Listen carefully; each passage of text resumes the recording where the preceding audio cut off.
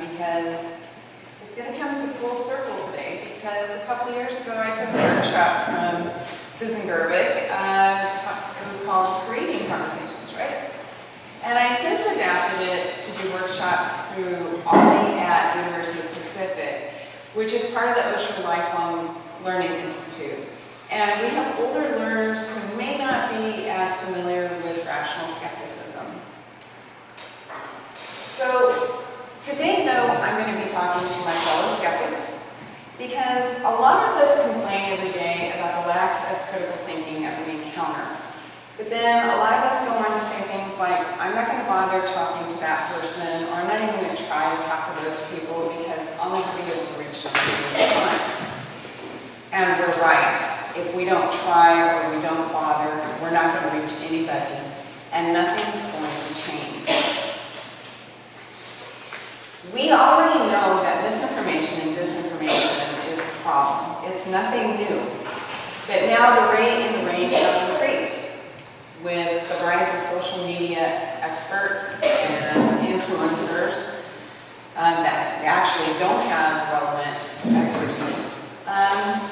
There's pink slime journalism sites that look like real news sites but aren't. There's sites like RT on YouTube that's boosted by algorithms, and RT, if you're not familiar, stands for Russia Today. And then there's content farms creating slick disinformation campaigns. All of this confuses the public, and it undermines trust in traditional institutions like science and health and even higher education. So here's where we're at today, right? The incoming administration has tapped RFK Jr. to lead the Health and Human Services, and many of us know that he's a conspiracy theorist that is known for his anti-vaccine disinformation, other health disinformation, including thinking that drinking raw milk is a great idea, especially right now when we have the bird flu affecting milk. And then there's Dave Weldon to lead the CDC. He's been an outspoken critic of the CDC and its vaccine program, and he's even pushed the false claims linking autism and vaccines, which we know has been debunked many times over. And then there's Lee Zeldin to lead the EPA, who's regularly voted against progressive climate and environmental policies. And now he's pushing for deregulations that will set those policies back. And of course, there's other concerning nominees like for Surgeon General, Department of Education, NIH. So it really feels to a lot of skeptics and scientists that it's like letting the fox guard the hen house, right? So there's a call to action. As Barry Carr stated in the latest newsletter from CSI, which is the Center of Scientific Inquiry, Americans' trust in sciences and in their views of science continues to decline. And that's true for both major parties, one more than the other. But what can we do as skeptics?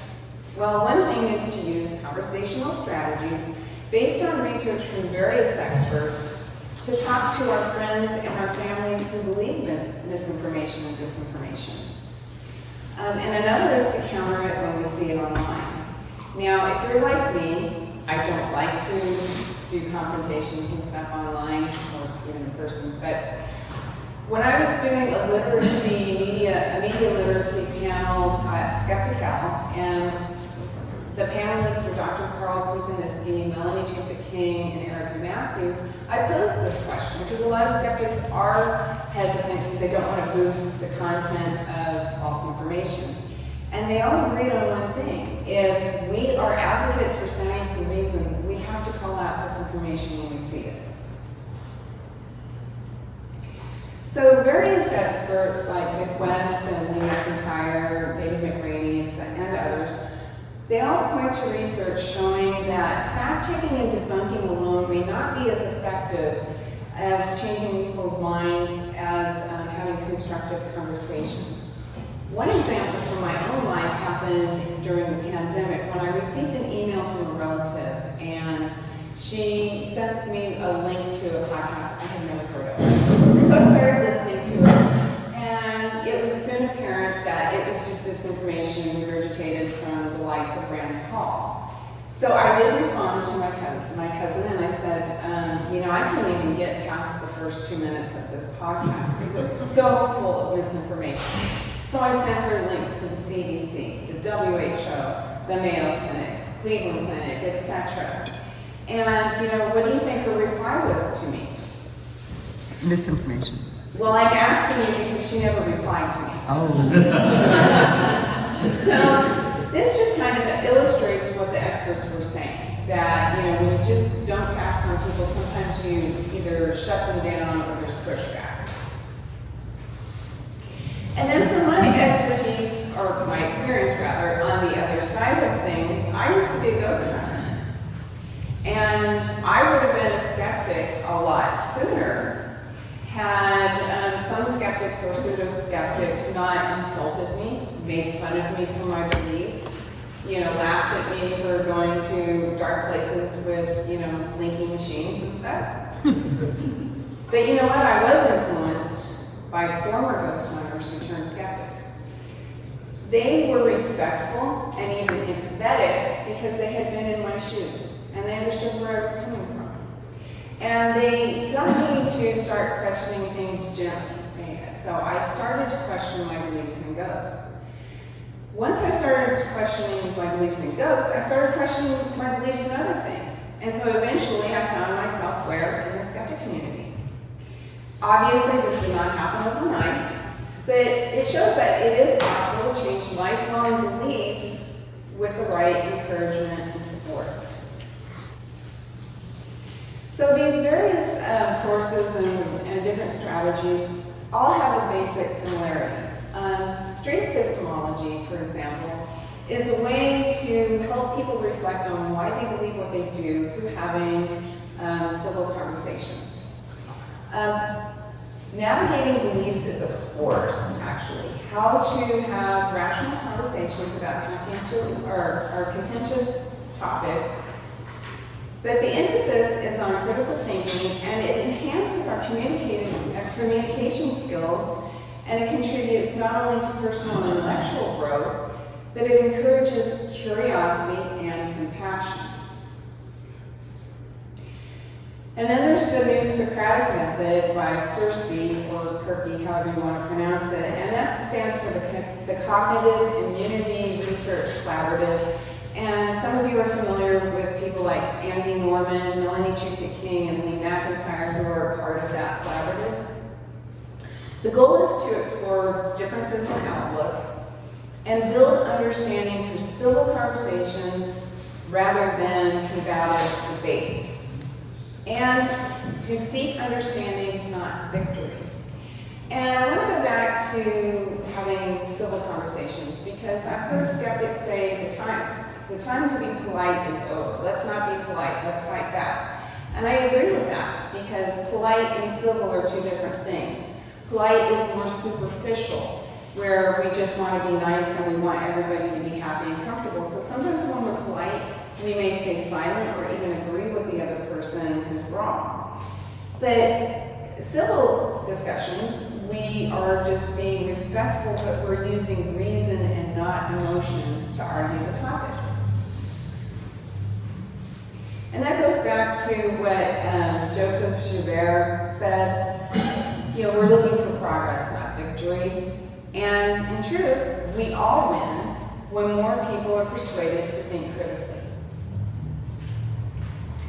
So there's three basic components of the new Socratic method and these various methodologies. So the first part is just to clarify.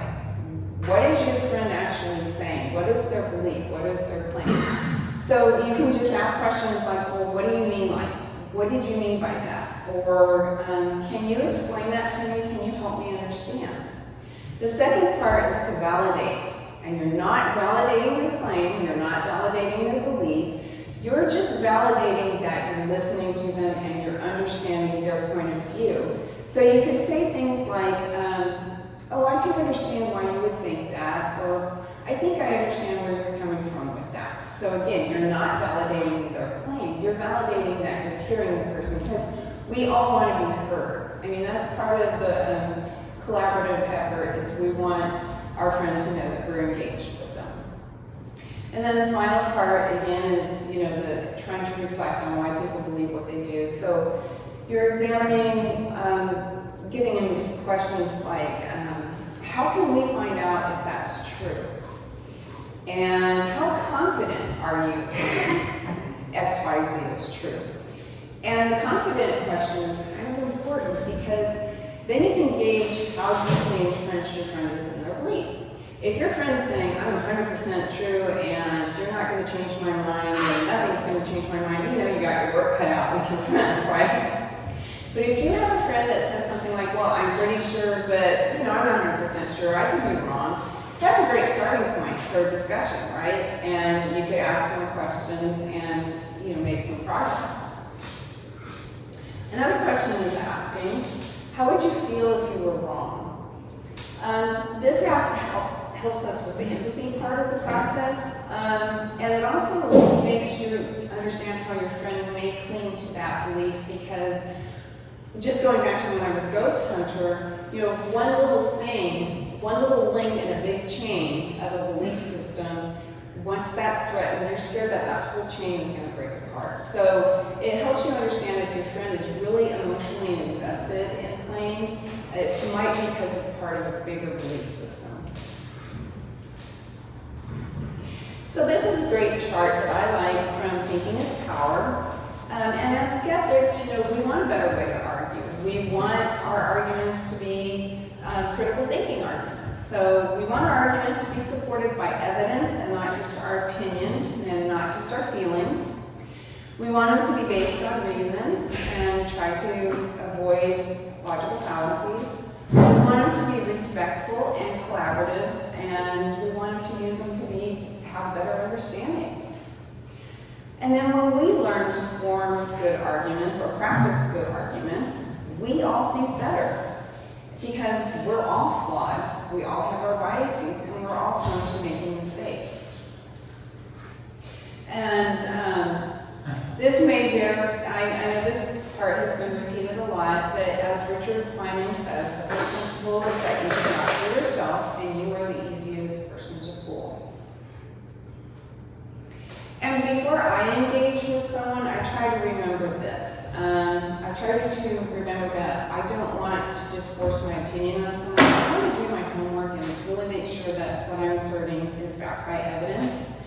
And if I don't know, I say, I don't know. It's perfectly good to say that. And as skeptics, we need to be more comfortable with, not knowing all the answers. It's also a great thing to say, you know what? I don't know, but I want to find out more. And then again, you can engage with your friend. Let's learn about this together. And this is a great mindset to have conversations with our friends and family. The last part, using it as a learning opportunity, for me as a former teacher, it really helps me be more invested in the process, because then I'm getting something out of it too. I'm learning. And I know when I gave this workshop to Ollie at the Pacific, a lot of my participants were really, the light bulbs came on with this. This really resonated with them because they're former teachers and former administrators. So I like to use the pep talk strategy because it's easy to remember, and it stands for patience, empathy, and persistence. And I adapted it actually from the News Literacy Project, which is a great resource. And examples of patience. First of all, be mindful of your body language.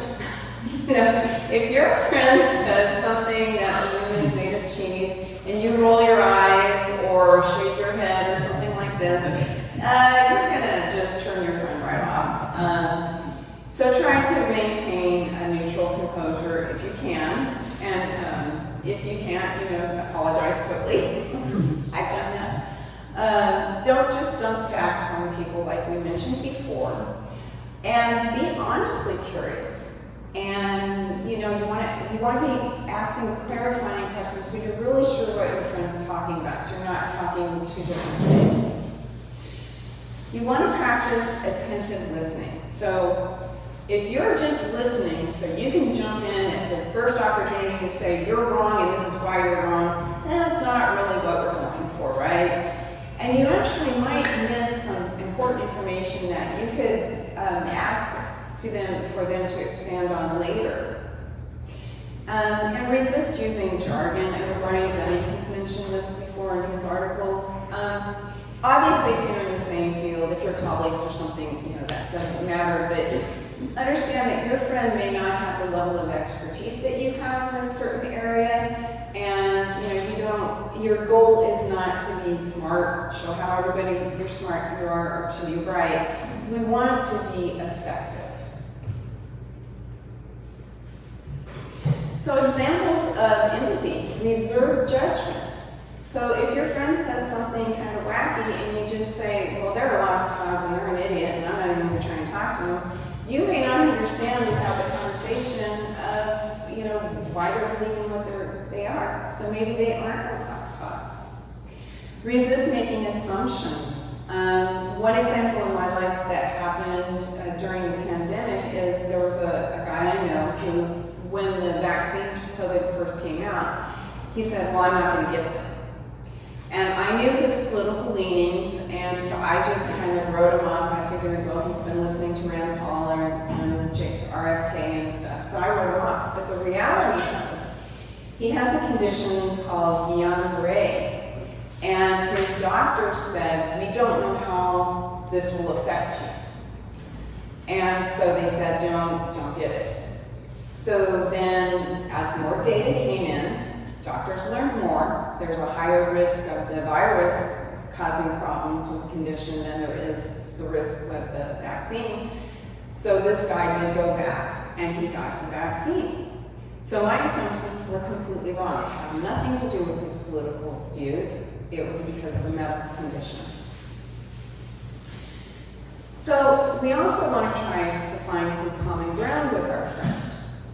Again, we're trying to build bridges, and going back to the vaccines, I had a friend who was very hesitant at first, and she was worried about becoming really sick from the vaccine. And I said, I understand, because I had a really bad reaction with the shingles shot, and I said, but you know what, I had a few days of being sick, and I'd rather have that than the months and months that my mother suffered with shingles. So that was a starting point for us to talk about our concerns and me validating her fears. So then we could kind of talk this through, and she did eventually get the vaccine. We also need to remember why people believe in weird ideas or misinformation to begin with. And our beliefs are connected to our identities, our experience, our expectations, our preferred social groups. We all want to have a sense of belonging, and we don't want to risk alienation from our social groups. There's also information bubbles. Understand that your friend may not be as informed as you are. Maybe they just kind of read the headlines, or they have a preferred news source, and they aren't exposed to the information you are.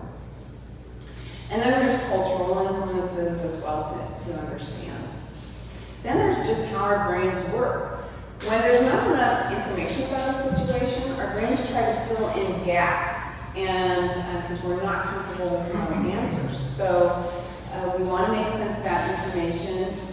There's also anchor bias that I know Bradford talked about, where our first impression of a topic or situation, our brains like to gravitate back to that, even after we learn new information.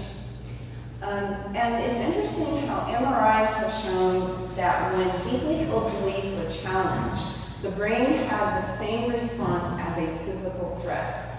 I know this article, there's an article discussing these studies in Skeptical Inquirer not too long ago. Massimo Polidoro, is that how I say it? Had a great article. And also the Hidden Brain podcast had an article about that, or an episode as that well, and it was a different study, but it was the same results. So your friend may not necessarily be willfully ignorant or stubborn. They may really be, their brain might be protecting them. And then there's persistence. So we have to realize this is going to take more than one conversation likely. And again, we're talking about our friends and families and maybe even coworkers that we're really invested in maintaining a good relationship. I'm not talking about the mailman. So also we need to learn how to tactfully ask for a source of information. If you say something like, "Where the hell did you hear that?" You're going to turn off your phone. So you might want to say something instead like, "I'm not familiar with that, or I haven't heard that before. Can you send me some information so I can learn more about that?" And then tactfully understand or respectfully offer to share a different point of view. And you can say something to the effect of, "I read what you sent, and because I was curious, I did some further reading, and I found this." And here's where it's kind of important. You want to say something like, "Can I send this to you and get your thoughts on it?" That way, you are not lecturing your friend, you're not telling your friend, you're not implying that they're wrong, but you're inviting your friend, you're empowering your friend to look at this and share their thoughts. And again, understand that you may not change their minds, but hopefully you can at least move the dial a little bit on their confidence level. And, the more you get them to question things, the more that they're going to think better. And then also you want to keep the door open for further conversations, because research has shown when people are more alienated, they might be more attracted to even further fringe beliefs and further fringe groups. And of course, those fringe groups are like, "Hey, welcome, we got cookies," right? Mm-hmm. And your friend could go deeper into rabbit holes. So even if it's not on this topic, this particular topic, you want to leave that door open so your friend knows that they have someone to come to. So then, online conversations. This is a different kind of animal altogether, but if it's a good friend, just start with a personal message, because you don't want to embarrass or shame your friend, right? So just send a personal message, and you can go through the pep talk steps with them, like, "Hey, I saw this on your feed, where'd you get this?" And just kind of go through that. If it's like an old classmate or a former close coworker that you're just Facebook friends, and you're not in close contact with them, just question it on their feed. Where did you see this? Because this doesn't sound right to me. And just so you're calling it out, just so you're questioning. Now, if it's a complete stranger on a public page, realize that you're not going to reach them. You're likely not going to change their mind at all, because they might have an agenda. But here's the important part. You may impact people who are reading your thread. So if you do say this is wrong, this is misinformation, you can post links backing your point. Again, there's people who are reading that, and so you might make a difference with someone who's reading that. And another friend said, if you're really concerned about boosting the content and boosting the algorithms and stuff, just take a screenshot. I got this from my friend Kat McLeod. Take a screenshot, post it on your own feed, explain why it's wrong with the links backing your claim. Remember, we're skeptics.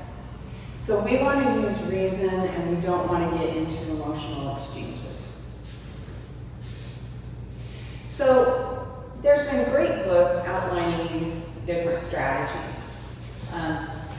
Escaping the Rabbit Hole by Nick West, Political Tribalism, How to Talk to a Science Denier by Lee McIntyre, How to Change Minds by David McCraney. All of them outline these strategies and the research behind it. There's other good books like Good Thinking by David Robert Grimes, Political Tribalism in America by Timothy Redmond, and I never thought of it that way by Monica Guzman, who talks a lot about the Braver Angels Project, if any of you have heard about that. And if you're not familiar, they try to get people from opposite political views together and just have conversations. Because the polarity in this country is driving a lot of the misinformation. great websites. A lot of us are already familiar with Thinking is Power, which also has great educational resources. And even if you're not a teacher, just going through all those materials really helps you learn, and it's been invaluable for me. Other websites include CIRCE, which I mentioned before, the Mental Immunity Project, the Navigating Beliefs course that I mentioned, and the News Literacy Project, which again has a lot of great educational materials to learn from. So going back to skeptical activism, obviously skepticism is needed now more than ever. And we're not going to change everybody's mind, but if more of us get out there and we have constructive conversations with our friends and family, we can make a difference. And hopefully we can help make our communities more rational. Thank you.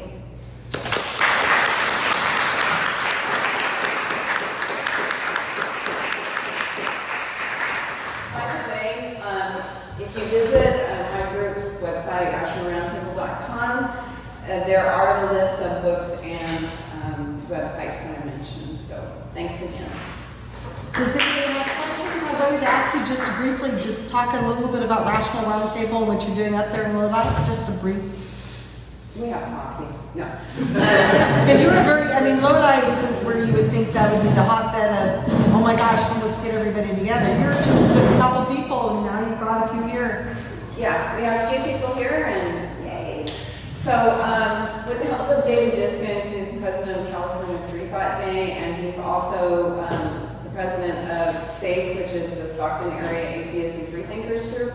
We're a sub-group of that. And I approached him and I said, I want to have a skeptic group. I really want to promote critical thinking in my community, which is Lodi, which is a little bit on the conservative red side. So we did, and we got it together, and we have a great core group, and we'd like to discuss some fringe topics every other month, just to keep our brains working as far as critical thinking, to look at these topics from a critical viewpoint. Okay. And you're going to be having a conference in April. So hopefully the first weekend of April. I'm talking to the library, I'm begging the library, I'm pleading with the library. Anyway, so yes, hopefully the first weekend in April we'll have It'll be something like this, right? Yes, we're going to call it the Be Reasonable event, because we're trying to bring people outside of the skeptic community in as well. We want to appeal to the greater community and spread critical thinking. Right. Any questions? Oh, right. So there's no shortage of weird things and pseudoscience to believe in, but there's also an ebb and flow of these things. Do you see any trends? Are there emerging weird beliefs that are becoming more popular? Drones. Yeah, I think, like you said, there's a rise and fall. I mean, unfortunately, with COVID, there was a resurgence of anti-vax views. Unfortunately, some of it's media-driven, some of it's social media-driven. That's why it's important to try and keep on top of these things. And again, if you don't know, just tell your friend, I don't know. And you can even be honest and say, hey, that doesn't sound right to me. Let's look into that further. Carolyn, can you talk a little bit about your journey from believing in ghosts and ghost hunting, and what convinced you finally to look at alternative points of view? Yeah, so I joined a ghost hunting group, and as a teacher, even at that point, I wanted to be sure that I wasn't doing further damage and I wasn't scaring the hell out of people over dust bunnies that they were taking pictures of. So even at that point, I was trying to be more careful. And I would say things like, I'm not saying this place is haunted, or I'm not saying that these things have activity. I'm just saying that we can't explain it. So I was trying to be careful even at that point. But I met people like Katie Biddle, and there's Bobby Nelson and Jason Corbis who had a podcast and stuff, and they had the same journey. And they were gently going, questioning things. So once I found out what orbs which if you're not familiar what orbs are, in pictures they look like balls of light, but they're actually dust or moisture or something. But a lot of ghost hunters say, look at this evidence I caught, and it's like, no. So that I could see the explanation. So it's like, okay, throw that out. Then I could throw out the little blinking machines that caught EMF, because everything has EMF, right? So threw that out. EVPs, which stands for electronic voice phenomena. Once I found out from actual experts in audio how these recorders worked or don't work, then I could throw that out. So little by little, all my little things that I was hanging on to were slowly being thrown out with the help of these skeptics and other experts. The one thing I can still remember the day, it's not as exciting as Kenny Little's story where someone thought he was a ghost. But I was on a ghost hunt that I paid for, and I was really excited because these people were profiled on TV by one of those big TV shows, right? So I'm like, these guys are the experts. I'm going to learn from these people, right? That shows you how gullible I was. And their head tech guy had this parabolic dish. And I'm like, okay, in a library. And it's an old Carnegie library, which was a box. And if any of you know acoustics, which I may have not, I don't have a background in science, but I was a music major. So big empty boxes like that are a resonance box, carries sound. Also, it was on a river. Also, what they didn't know, but I did because I volunteered for the library, is there was a creek underneath with fieldstone walls and stuff. So I'm staring at this guy and I'm like, why are you using a parabolic dish with 50 people wandering around for EVPs, trying to collect ghost voices? So then he said something that made my brain go, he said, I have ear training. So as a person who went to a conservatory of music, took ear training for 4 years, I can tell you that was pure bullshit. So that was the first, like, well, if these are the experts, then what else is wrong? What else is not? So that actually was my kind of like, I think I've been wasting a lot of time and money lately. So that was my journey. It kind of sounds like you came into it not as a believer, but as I want to find out the truth. Yeah. I actually was a believer because in my family, this is important for you guys to understand, I grew up with a ghost story. My grandmother swore that she saw her father's spirit right after he passed. So from the time I was a little girl, and I can still remember my older siblings scaring the crap out of me with scary movies, and my grandmother said, ghosts aren't something to be afraid of. They're just people who have passed on. So I grew up with that. And it was normal in my family, we just accepted ghosts as a thing, right? But then, yes, you're right, because I never saw one and I wanted to see one. I wanted evidence, and so I was curious, I was really curious. But once I became a skeptic, the interesting thing was I was still curious, but I redirected that curiosity to see what are people experiencing? Because they're not all nuts, they're not all lying, they're not all stupid. So something's happening, so what is happening? What's physiological reasons, psychological reasons, just optical illusions, pareidolia, all sorts of things. So it just redirected my curiosity. Did you have a question? You kind of answered it. I was going to ask why you got into the ghost hunting. Oh, okay. I was thinking about when you were talking about your sister and you sent the links from the CDC and the... Oh my gosh, yeah. Because I work with sometimes people that believe in different things, and if I send them links like that, that's the same as them sending links from Alex Jones or Mercola to me. Exactly. So what I do is I try to get them like the PubMed article where they got what it was trying to find out and its conclusion, and the actual data rather than an organization that might be interpreting. the data in their mind. But I try to give them the exact data, because I know that they will not open those things if I send it to them. And you're 110% right, because at that time, I didn't realize there was a disinformation campaign against the CDC, that was my own, I was naive about that. Because I just assumed everybody trusted the CDC. Everybody, I didn't know that. So you're right. It's better to show them the data instead of organizations. And that's what I was talking before. Disinformation isn't just about creating uncertainty. It also creates uncertainty in the experts. It undermines the experts, which that's why it's a big problem, and we need to do something to address it. Yes. I just want to share my experience with talk to Anyway. Is that it? No.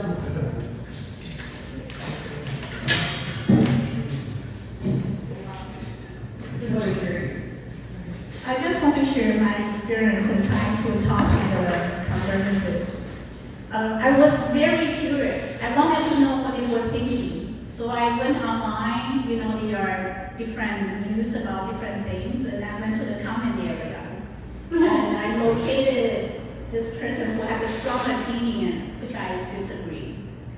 And the way I did it, I was extremely cordial and very, very polite. I was not taking an argumentative stand. I would say, I'm really interested in knowing what you think and all this. And I tried to point out something that I see as controversial. And eventually this person said, it pretty much want to stop and say, I don't know what you want over here. So that's my experience. I think politeness does not get very far, Yeah. So that's nice. And that's why we want to use reason, right? We want to use evidence. We want to back up our claims and our arguments with evidence. And again, civil is different. We're not just saying, hey, you're great and I love you and all that stuff. I mean, we're trying to just say, okay, I see your point of view, but, and then you put your claim and you back it with evidence. Does that make sense? All right. Thank you so much, Carolyn.